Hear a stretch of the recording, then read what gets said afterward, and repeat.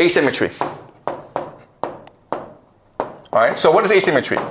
Asymmetry means that the two sides are choosing to fight different wars using different techniques because one is much stronger than the other, okay? America is a great empire. It has unlimited resources. It has the USD. It controls the world, right? Iran is a country that has been under economic sanctions for the past 45 years. It's poor.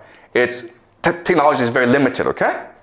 But as we learn in this class, actually, those nations that are poor actually have more energy. They're more open, and they're more cohesive. All right, so let me give you an example. This is what we call the Shahad drones. Shahad drones. Each of these drones costs $50,000 at most, okay? At most. It can go as cheap as $35,000 US. But one of them is $50,000. As you can see, you can fit a lot of these drones to a truck that can go anywhere in Iran, and they can hide anywhere. All right? So the thing to understand is, first of all, these drones are cheap. They're easy to make. They make about 500 a day. Okay? And estimates are about there's 80,000 right now that the Iranians have. So they can go on for a long, long time. Okay? And one of these drones, again, can knock out a desalination plant. It can knock out an oil field. It can knock out a hotel. It can do a lot of damage. Okay? And it's easily transportable. You can hide it anywhere. You can use it from anywhere, okay? And that's what the Iranians are using as an offensive weapon. And how do the Americans defend against this? They use something called a THAAD, right? Right, guys? This is what they use. THAAD. THAAD stands for Thermal High Altitude Air Defense. And they also have like Patriot systems. There's a lot, okay? The thing that you need to know about the system is it's really expensive. This missile, guys, costs $1 million.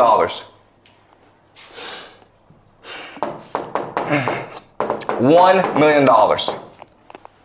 So there's this $50,000 drone coming your way, and you throw a $1 million missile at it, okay? And often these missiles miss, so you have to throw 2 or 3 missiles at it, okay? So you're spending $2 to $3 million on each $50,000 that the Iranians spend. That's kind of silly. Second thing you'll notice is that this thing is really big and really slow. And therefore, you can't really move it around. Therefore, it's pretty easy for the Iranians to spot where this is and attack it. And then when these things blow up, that's a lot of money, guys. Okay? Then you're like, what? But this makes no sense. You know the Iranians have drones. They've had drones for like 10 years. You've also seen drones used in the Russia-Ukraine war to devastating effect. Why don't the Americans know this? Why did they prepare? Okay, and again, it has to do with military doctrine. Because military doctrine determines how you fight a war, it determines on your bureaucracy, and it determines how you spend your resources, okay? And unfortunately, the Americans are used to fighting something called the Cold War, right? And the Cold War, because you can actually fight the war, you can actually use, kill each other because then people use nuclear weapons. The Cold War was about flexing. Flexing, okay? You see how big and powerful I am? Me! Okay? That's all it was. These weapon systems are designed to scare the crap out of you. They are designed to impress you. And as a result, they cost a lot of money, and they really don't do anything, all right? So that's the entire American military. It costs a lot, and it doesn't really do anything. And it's not resilient. It's not innovative. It's not open. All right? Also, the other thing I have to say this, okay, is if you look at the American military, it's corrupt. So this is really about corruption.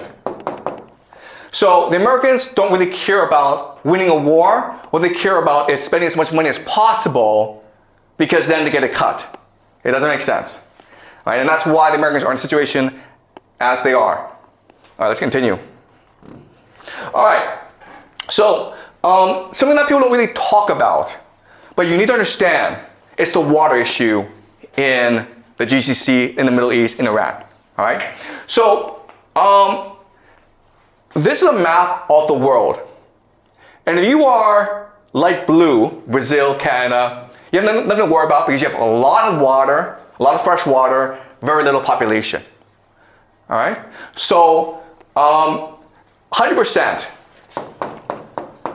just means 100% water stress just means that you drink as much water as the environment produces. Okay? So you want to be below 100% to be sustainable. Ideally, you want to be at 10%. Okay? If it goes above 100%, it means that you are drinking more water, using more water than the environment actually produces. Okay? So you're putting stress on the environment. So 20% is really bad, right? Because you're using twice as much water as the environment produces. Guess what, guys? Look at the Middle East, okay? Egypt. 6,420%. Saudi Arabia, 883%. All right? Bahrain, almost 4,000%. Dubai, 17,000%. All right? So water is a huge issue. Again, it doesn't matter if Iran kills American soldiers, destroys American military. It doesn't have to do that. All it has to do is destroy the desalination plants. And then the GCC is destroyed, okay? But it's also true that Iran has water issues. 72% is pretty bad. Okay? So even though the Iranians could destroy the GCC much faster than the Americans could destroy Iran, Iran is still in trouble, okay? So let me give you an example of this. This is like, so this is another map that shows you the issue of water scarcity, okay? And it's just basically the Middle East, okay? Their biggest issue in the future is water, okay? And that's where the geopolitical tensions will arise in the future over water. India is also affected as well, okay? All right. All right. So, let's look at the map, guys. This is called Lake Urmia in northern Iran. It's the 6th largest saltwater lake in the world, or it used to be. Okay, this is what it was in 1984. This is the shallow, this is the deep, okay? You guys see that? It's really big, right? 20 years later, guys, this is what it looks like.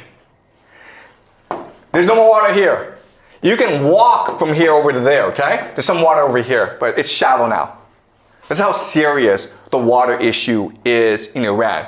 And that's the weak point that the Americans and the Israelis will attack.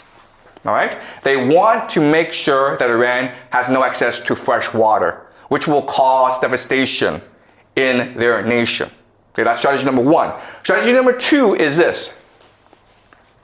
This is a map of the different ethnic minorities in Iran.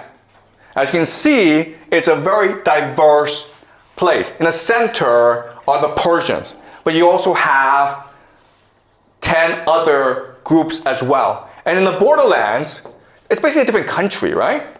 Like, these are basically different countries.